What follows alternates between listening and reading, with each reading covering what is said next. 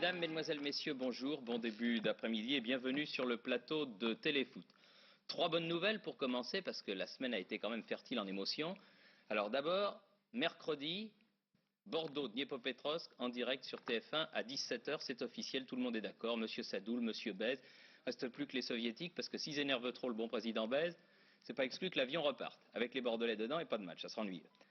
Deuxièmement, le 3 avril, France-Yougoslavie, à 20h, c'est-à-dire à 19h55 sur TF1 en direct de Sarajevo. Le match sera retransmis en direct et le 24 de ce mois, 24 mars, Jean Lanzy recevra à 7 sur 7 Michel Hidalgo, donc une émission à ne pas manquer le 24 mars prochain. Nous commençons maintenant ce téléfoot avec un panorama de la semaine et on commence chronologiquement par les 16e de finale retour de la Coupe de France que nous commande Didier Roustan. Il a choisi les grands événements de ces matchs retour. Les joueurs de Bordeaux ressentent vraiment le besoin de souffler. C'est la conclusion que l'on peut tirer à l'issue de ce match contre Lille. Mais cela se comprend fort bien. Il est toujours très délicat de jouer sur trois tableaux. Beaucoup d'équipes en ont fait la meilleure expérience. Pourtant, Audrin avait ouvert la marque à la 7e minute. 4-1 au total des deux matchs. Ça se présentait plutôt bien. Mais Stéphane Planck égalisait à la 34e minute. Un partout à la mi-temps. La défense de fer de Bordeaux va quand même tenir. Non. En 2 minutes, Primorac à la 56e et Guillon avec la complicité d'un défenseur à la 58e. Donner l'avantage à Lille et au total des deux matchs, nous en étions à égalité. Dans les prolongations, c'est Lille qui va faire la différence, toujours par Primorac. Cela fait 4-1 après 2 minutes du début des prolongations. Et puis dans la fin de celle-ci, avec Savic, 5-1.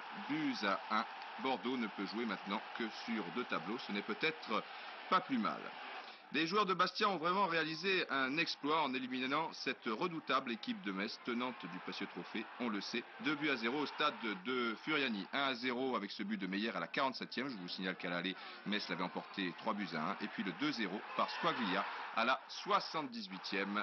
Bastia a une belle carte à jouer en Coupe de France, tout comme Saint-Etienne d'ailleurs, qui a confirmé son bon résultat au match aller au Stade du Ré, victoire 2-1. Et ici, un but de Roger Milla, un très joli retourné à la 42e minute, cela fait 1-0. Et puis à la 50e, un but fantastique de Jean-Luc Ribard. Il faut vraiment avoir une grande confiance en soi pour ne pas amortir ce ballon.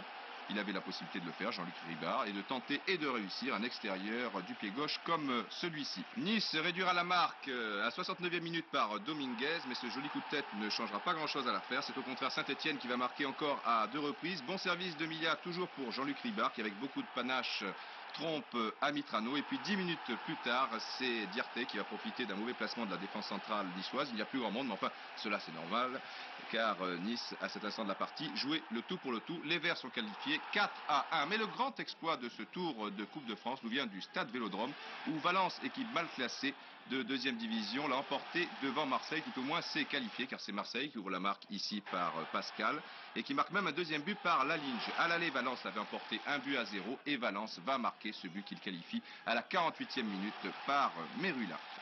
C'est beau, la Coupe de France. Pas toujours, malheureusement, beaucoup trop de passion et de violence sur certains stades lors de ces matchs retour, comme ici à Furiani où Orlan Gucci met vraiment KO le Messin Kurbos, et l'arbitre, M. Quignou, a beaucoup de courage pour sortir l'un des chouchous de Bastia, Charles Orlan Gucci. Encore là, les joueurs ne s'en prêtent pas à l'arbitre. Ce n'est pas le cas lors de la rencontre Brest-Mulhouse où Pardo, qui est retenu pourtant par Musseline, est vraiment déchaîné ici devant M. Ferrari. Et même en dehors des limites de jeu, il se passe des choses inadmissibles. Il est temps maintenant que les gens prennent leurs responsabilités, c'est-à-dire prennent les sanctions qui s'imposent. Les arbitres sont de plus en plus menacés, comme les joueurs eux-mêmes d'ailleurs. Regardez Bernardet et cette agression gratuite de Bruno Steck.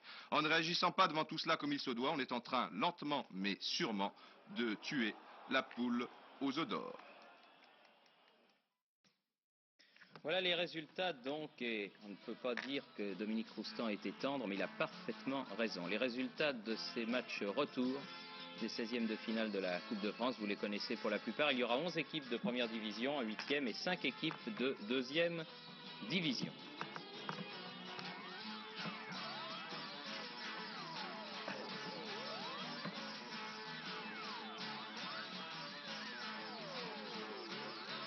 Alors le tirage au sort des 8e de finale qui auront lieu les 9 et 16 avril prochains, vous constaterez que les deux clubs du Nord, Lille et Lens, joueront tous les deux chez eux le match aller. Alors la commission de la Coupe a décalé le match de Lens au mercredi 10, mais c'est je pense une petite erreur car ce jour-là auront lieu les demi-finales des Coupes d'Europe. Bordeaux peut du reste encore être qualifié et la télévision donc œuvrera. Et de plus, Lens se trouve dans la région du Nord qui peut recevoir les télévisions étrangères. Et ça serait, je pense, je me permets de le signaler tout modestement pour les Lensois, une petite erreur de fixer ce match au mercredi 10. Une autre date serait certainement préférable. Nous passons maintenant à la 28e journée du championnat et Philippe Huy se trouvait justement à Lens pour la rencontre Lens-Nantes qui s'avérera peut-être, lorsqu'on fera les comptes, extrêmement importante pour la suite du championnat. Écoutez et regardez. Lens-Nantes, Philippe. C'était le match du jour qui s'est déroulé sous l'œil d'Henri Michel. Autant dire que les 22 joueurs avaient une raison supplémentaire de briller. Et le premier à le faire a été Philippe Vercruys, le meneur de jeu, le nouveau capitaine de cette équipe lensoise, qui va placer là un très bon tir qui passe légèrement au-dessus des buts de Bertrand Demanne. Mais sur l'action suivante, vous allez voir que Philippe Vercruys a passé la cadence supérieure, là, un beau contrôle, un bon 1-2 et un tir.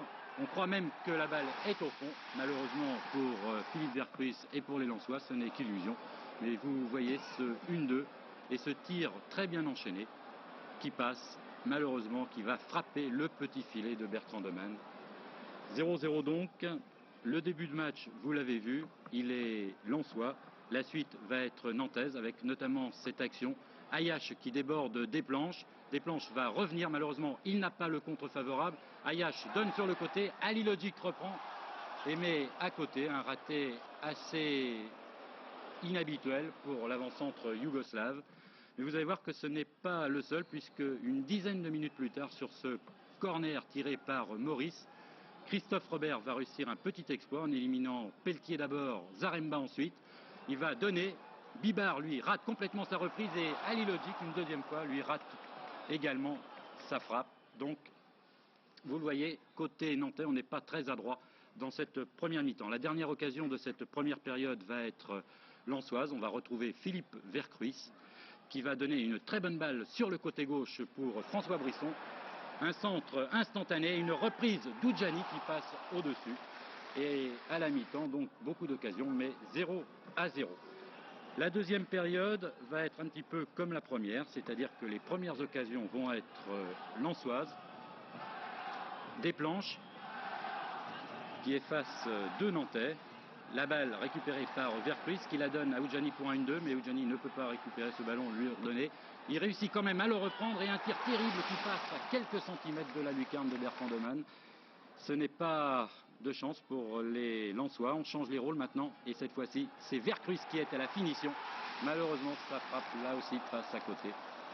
Et oui, vraiment, ça ne veut pas rentrer. Les Nantais, eux, vont tranquillement refaire surface et inquiéter Huard à 3 reprises. Une première fois grâce à ce tir de Ramos sur lequel Huard se couche bien. Sur la deuxième fois, Bossis et Touré combinent bien. Et cette fois-ci, Huard est obligé de se jeter dans les pieds de Maurice. Mais la troisième fois va être la bonne. Une très belle ouverture de Maurice pour Halilovic. Huard à court. Halilovic a bien joué le coup. Il a effacé Huard. Il réussit à tirer. Et il marque. C'est le 24e but marqué par Halilovic. Pas mal. Vous allez revoir bien sûr ce but au ralenti. Une très belle ouverture de Pierre Maurice pour Halilovic qui n'est pas du tout hors jeu. C'est bien joué. Et Huard, lui, est sorti. Là aussi, c'est bien tenté. Il vient à la rencontre d'Halilovic. Halilovic l'évite. Il va donc sur le côté gauche. Les Lensois, on croit qu'ils vont pouvoir revenir et éviter ce but. Malheureusement, Marsiglia, il lui manque quelques centimètres. Et Huard encaisse son premier but depuis 4 mois et demi à Bollaert.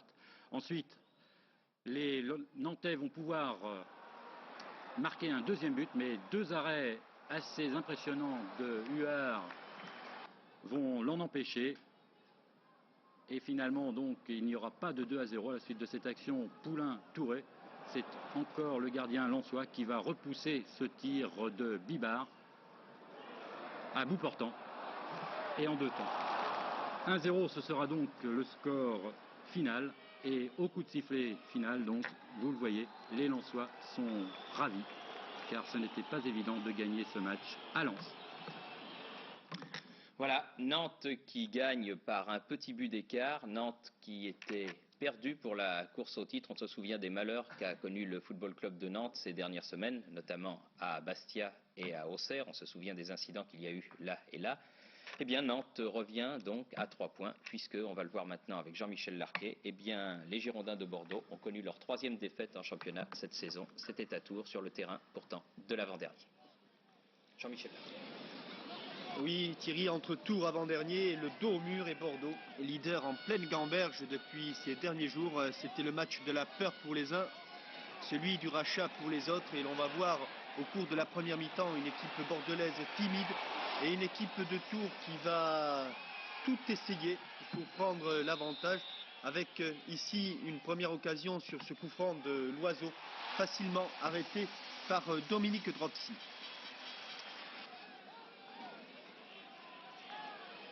Les attaquants les plus dangereux du côté de Bordeaux, eh bien tout simplement l'axe défensif central. On a vu Léonard Spech tout à l'heure se présenter seul devant Desrousseaux. On le voit ici débordé. Et sur son centre, une fois de plus, Desrousseaux va aller chercher ce ballon sur la tête de Lacombe.